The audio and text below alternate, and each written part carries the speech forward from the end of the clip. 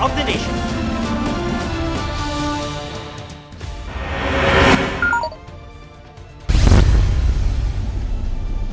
Uy! Uy! My goodness!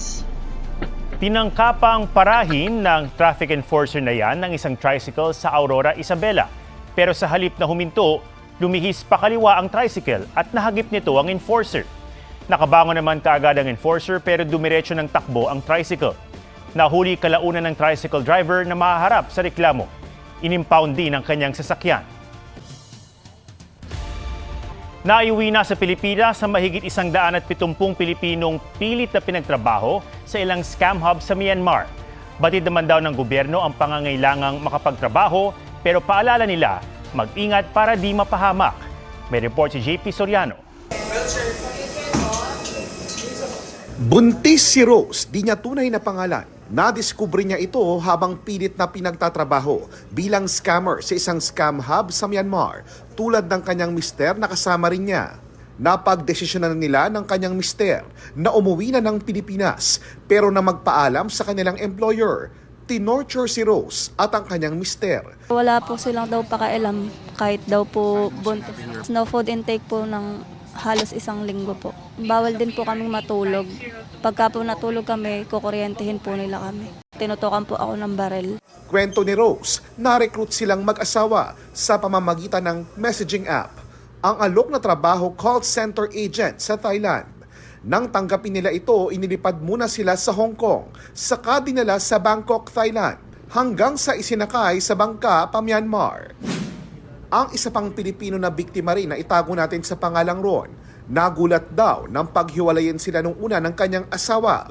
Pero kalaunan ay nakita rin matapos na ilang beses na ibenta ng kanilang Chinese employer. Sinunog pa raw ng Chinese boss ni Ron ang kanyang passport. Makakawa na po ako doon sa Chinese na sana makalabas kami. Hindi po akong ipinayagan. Natapos ang paghihirap ng mag-asawa nang mapabilang sa mahigit 170 Pilipino na sinagip sa mga scam hub sa Myanmar. Sinundo sila ng mga opisyal ng Pilipinas sa Thailand via chartered flight. Dahil ipinuslit pa Myanmar, Thailand pa ang huling tatak ng kanilang passport. Lumalabas na overstaying na sila pero pinayagan na ng Thailand na makaalis kaagad. The only reason na umuwi sila ngayon is because nagsasara yung mga scam factories because the Thailanders shut off the kuryente and the internet. No? So this is a trilateral cooperation nila with Thailand, Myanmar, and China. Pagka-uwi sa Pilipinas, hiningan na ng mga sinumpaang salaysay ang mga biktima para makasuhan ang kanilang recruiter. Bibigyan sila ng tulong ng gobyerno. May mga Pilipinong naiwan pa raw sa ilang scam hub sa Myanmar, Cambodia at Laos. Lahat idinaan sa Thailand. Although we can go to Thailand na walang visa, it doesn't mean we can work in Thailand. So if they promise you jobs in Thailand, baka kung saan kayo dadalhin. Naiintindihan naman natin na talagang kailangan ng trabaho pero huwag na sa ganitong paraan. Mula sa Bangkok, Thailand, JP Soriano, nagbabalita para sa GMA Integrated News. Opisyal nang idineklara ng Pag-asa ang pagsisimula ng tag-init o dry season. Sa kabila nito, posible pa rin ang mga pag-ulan. May report si Jasmine Gabriel Galban ng GMA Regional TV.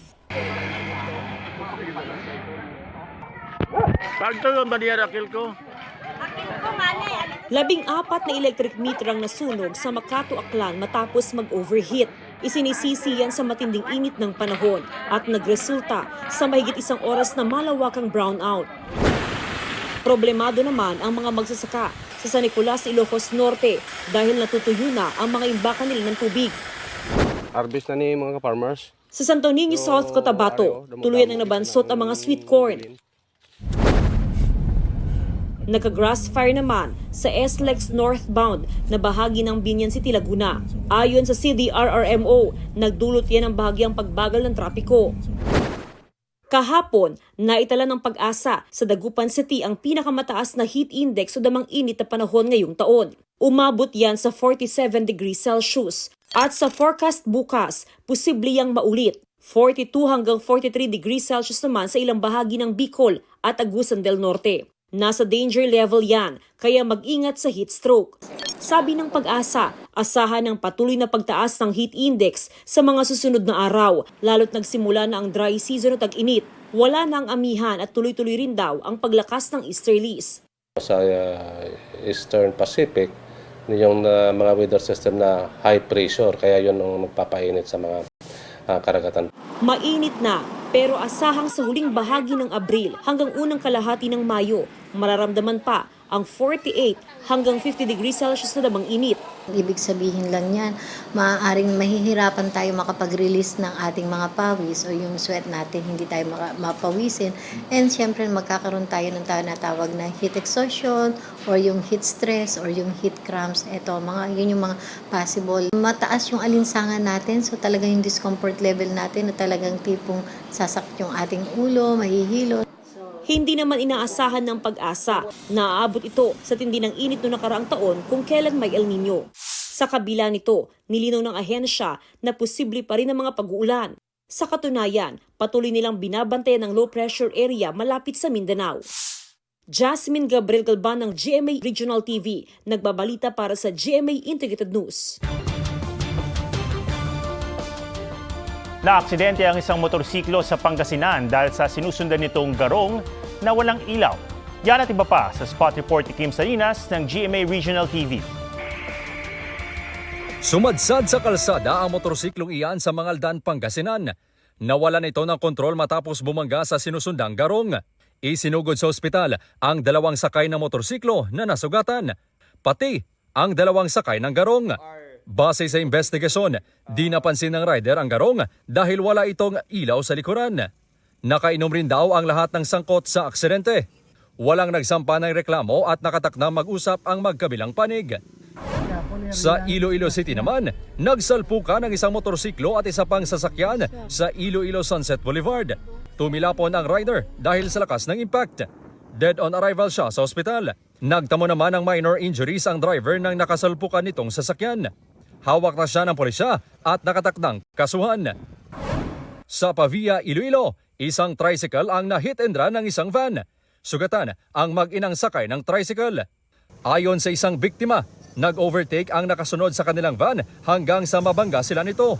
Tinutukoy pa ang pagkakakilanlan ng van driver. Kim Salinas ng GMA Regional TV, nagbabalita para sa GMA Integrated News. Kumalas na si Senator Amy Marcos sa Alyansa para sa Bagong Pilipinas, ang senatorial slate na inendorso ng kapatid niyang si Pangulong Bongbong Marcos.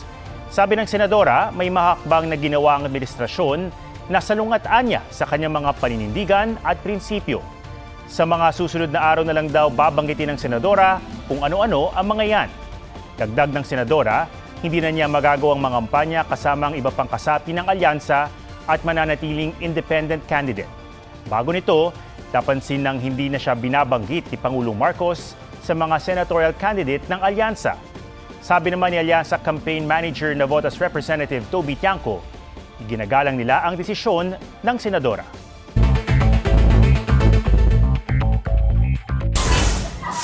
Patay ng pagbabarili ng mga armadong lalaki ang sinasakyan ng election officer ng Dato Odinsin Suwat sa Maguindanao del Norte na si Attorney Maceda Lidazan Abo at mister nito.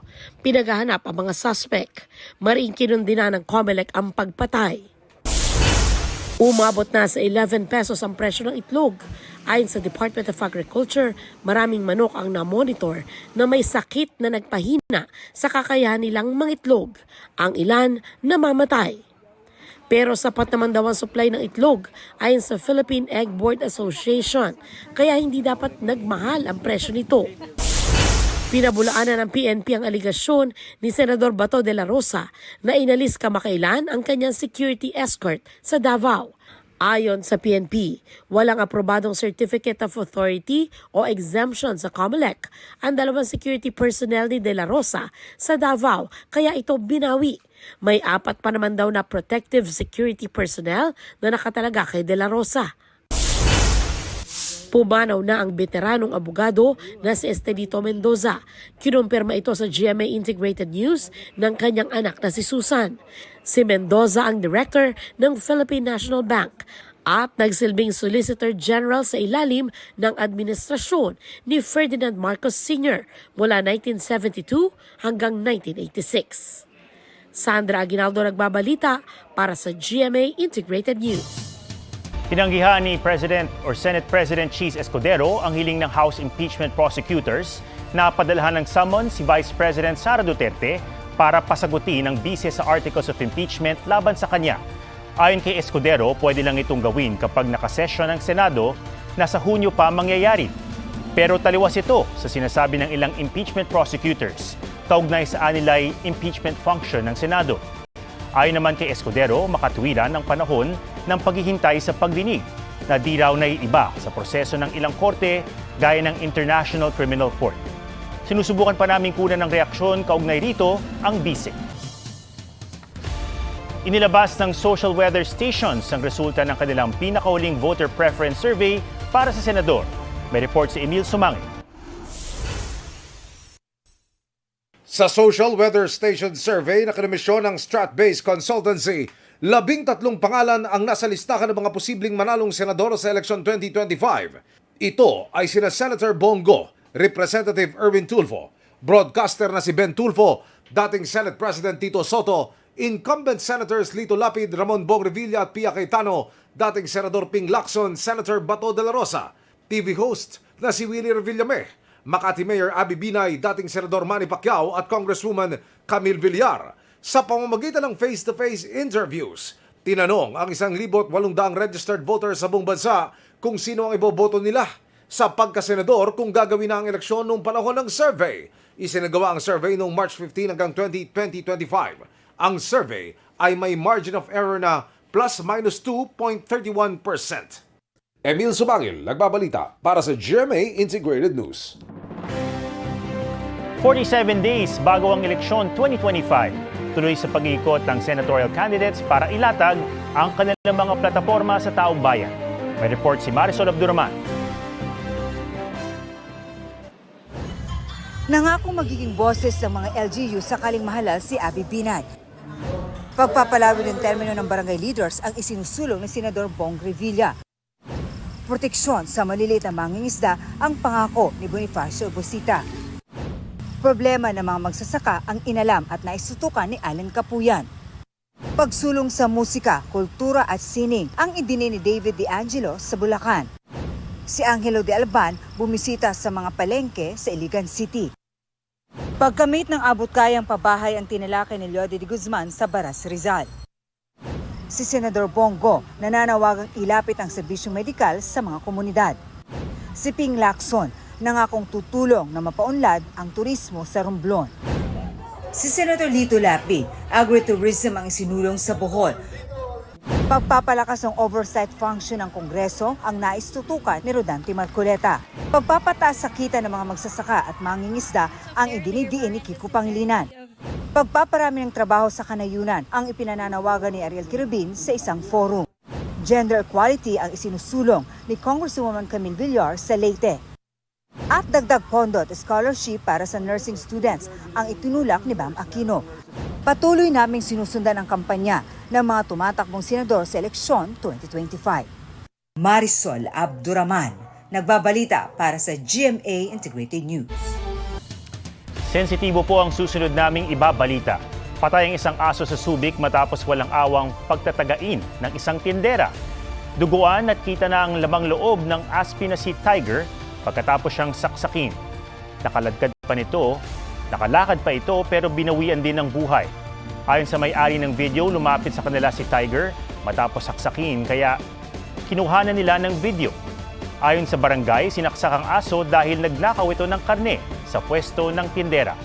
Hinuli na ang tindera. Kinundi na ng Philippine Animal Welfare Society ang ginawa kay Tiger. Idiniin din nila ang krimen ng animal cruelty at maaring isumbong sa kanila ang anumang pagmamaltrato sa hayop.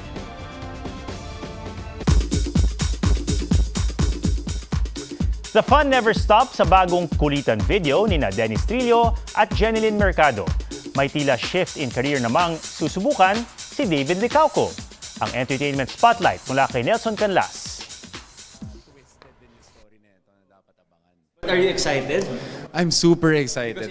David Licauco, nag-ala reporter sa pag-interview kay Slay star Derek Monasterio. Sabi nga ulit kung sino makakasama mo dito, Derek. Siyempre makakasama ko dyan si Miss Julian San Jose. Nakasama mo na rin yun, di ba?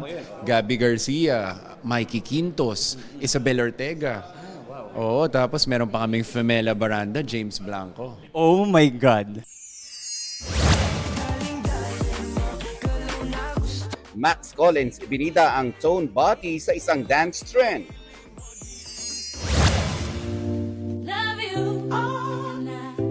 Kulitan ni na Dennis Trillo at Jeneline Mercado sa latest videos, good vibes ang hatid. K-pop group na Tomorrow by Together, grateful and excited sa kanilang first ever European tour. Nelson Canlas nagbabalita para sa GMA Integrated News. Yan po ang State of the Nation para sa mas malaking misyon at para sa mas malawak na paglilingkod sa bayan. Ako si Ato Maraulio mula sa GMA Integrated News, ang News Authority ng Pilipino. Huwag magpahuli sa mga balitang dapat niyong malaman. Mag-subscribe na sa GMA Integrated News sa YouTube.